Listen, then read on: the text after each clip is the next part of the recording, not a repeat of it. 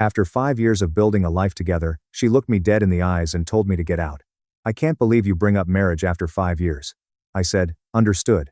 Then I moved out while she was at yoga and left the ring box empty with a note saying where the $15,000 diamond went. Her panic calls started when original post 1, 31 male, was with my girlfriend for 5 years and 2 months. We lived together for 3 of those years. I paid 70% of the rent because I made more money. I thought we were building something. Apparently, I was building it alone. 2 months ago, I decided it was time. 5 years felt right. We'd talked about the future in vague terms, kids someday, maybe a house, that kind of thing. She never seemed to post, just non-committal. I figured she was waiting for me to make it official. So, I bought a ring. 1.8 carat oval diamond. Platinum band. $15,200 after tax. I've been saving for over a year in a separate account she didn't know about. Picked it out myself. After months of research, I was proud of that ring.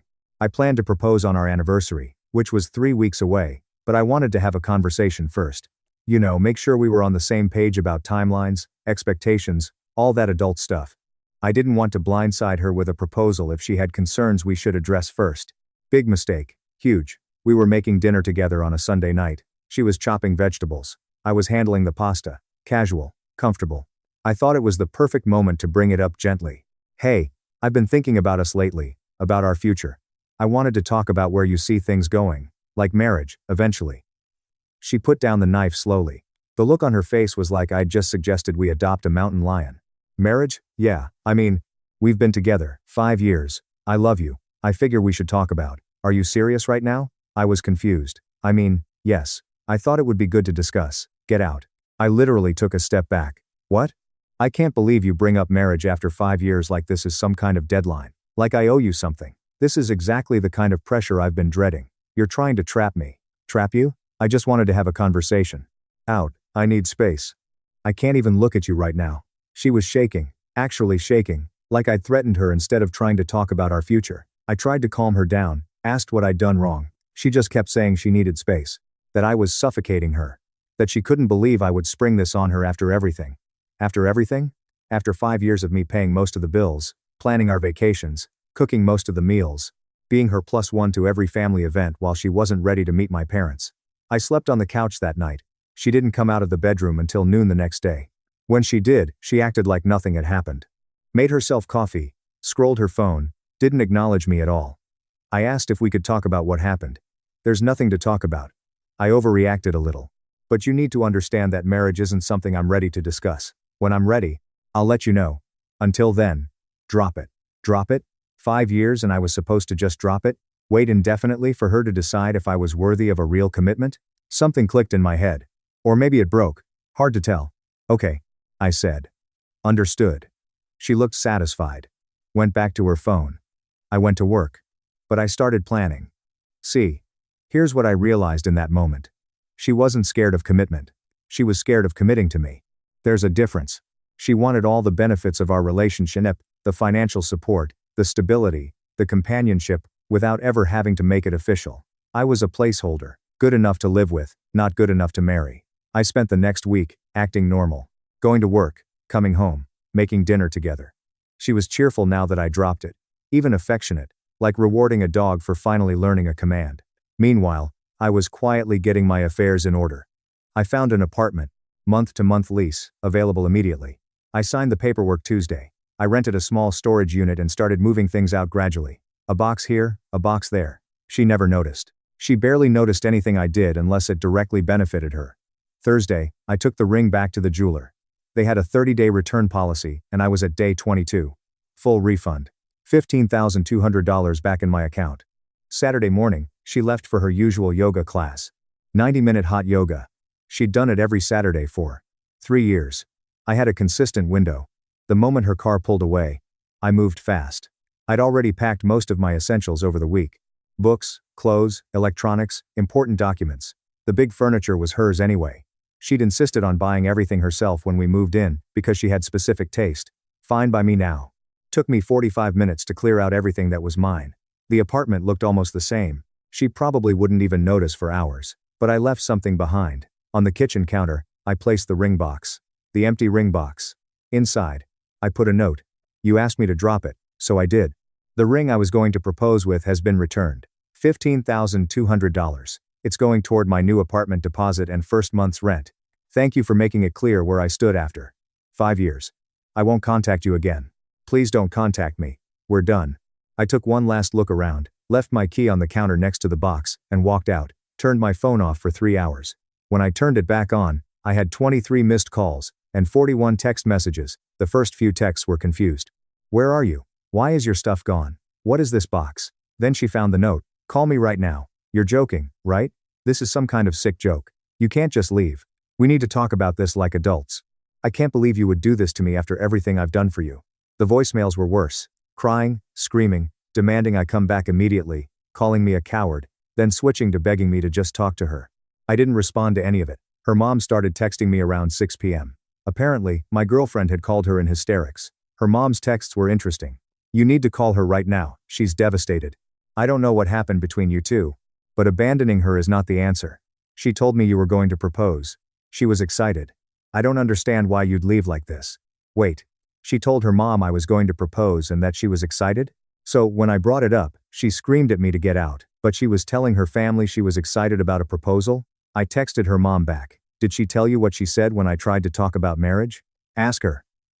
Then decide who abandoned who. Never got a response. I'll update if things escalate. For now, I'm sitting in my new apartment alone, eating pizza out of the box. It's weird. It's quiet, but honestly, the weight off my shoulders is unreal. Update 1 week later. So things got messy, eh? Shocker. First, thanks to everyone who commented on my last post. The support was overwhelming. A lot of you asked why I didn't just break up with her normally instead of leaving while she was gone. Fair question. Honestly, I knew if I tried to do it face to face, she'd manipulate me into staying. She'd cry, apologize, promise things would change, and I'd fall for it like I had every other time we'd had a serious conflict. The only way I could actually leave was to just leave. Now, on to the chaos. Day 2. My girlfriend, I guess ex-girlfriend now, showed up at my workplace. Just walked into the lobby and told the receptionist she needed to see me urgently. Family emergency, she said.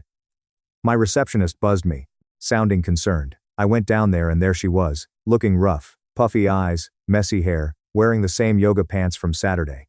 We need to talk. There's nothing to talk about. You can't just decide that. I have a say in this too. You had 5 years to say. I'm done. She started crying, right there in the lobby. A couple of coworkers walked by and stared. She grabbed my arm. Please, I made a mistake. I was scared. I didn't mean what I said. I love you. I want to marry you. You literally screamed at me to get out when I mentioned marriage, called me suffocating, said I was trying to trap you. I was having a bad day. You caught me off guard. That's not how I really feel.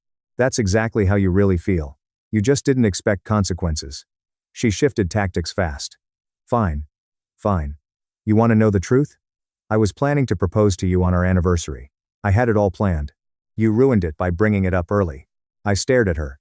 You were going to propose to me? Yes. With what ring? Silence. You don't have a ring. I was going to buy one. With what money? I've seen your savings account. You spent $400 on a jacket last month. She didn't have an answer for that. Security came over and politely asked her to leave. She called me a few names on her way out. My boss pulled me aside later and asked if everything was okay. I gave him the short version. He was sympathetic, but suggested I keep personal drama out of the office. Fair enough. Day 4, the mutual friend offensive began. I got texts from 3 different people we both knew, all with the same general theme. I heard what happened. Don't you think you're being a little harsh? She really loves you. Maybe you guys just need couples counseling. I asked each of them the same question. Did she tell you what she said when I mentioned marriage? 2 of them said she told them I pressured her into a conversation she wasn't ready for and that I'd been emotionally manipulative for months. One of them actually admitted she'd said I had been controlling and jealous throughout the relationship. Controlling. Jealous. Me. The guy who couldn't even get her to commit to meeting my parents.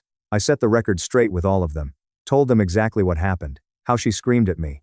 How she told her mom she was excited about a proposal while telling me I was suffocating her. How I paid 70% of our bills for 3 years, while she bought designer clothes and complained about being broke. 2 of them went quiet. The third said she didn't want to take sides, and that there are 2 sides to every story. Cool. One less friend, I guess. Day 6. She texted me demanding her stuff. I didn't take any of her stuff. Literally just my belongings. But apparently, some things I thought were mine were actually ours in her mind. My PlayStation, my stand mixer, the coffee maker I bought with my own money before we even moved in together. I texted back. Everything I took was mine. If you think I have something that's yours, be specific. She listed off the PlayStation. I bought it 2 years ago. Have the receipt. The KitchenAid mixer. A gift from my mom. That nice blanket. A blanket I'd had since college. The cast iron skillet. Which I literally inherited from my grandmother. Wait, no. You said no heirlooms. Let me change this. Which I bought a vintage store. 3 years before we met. I responded with a photo of the PlayStation receipt with my name on it, and told her to stop contacting me. She did not stop contacting me. Day 7. Her dad called. I met her dad exactly twice in 5 years. Big intimidating guy. Never seemed to like me much. Now, suddenly he wanted to have a man-to-man conversation. Listen, son. I know my daughter can be difficult. But you made a commitment when you moved in with her.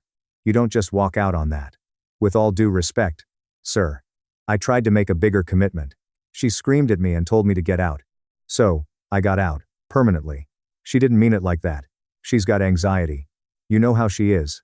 I don't know how she is. That's why I left. He got quiet. Then, she really thought you were going to propose. She'd been telling everyone. Then why did she react the way she did when I brought it up? I don't know, son. That's between you two. There is no us two anymore. Please don't call me again. I hung up.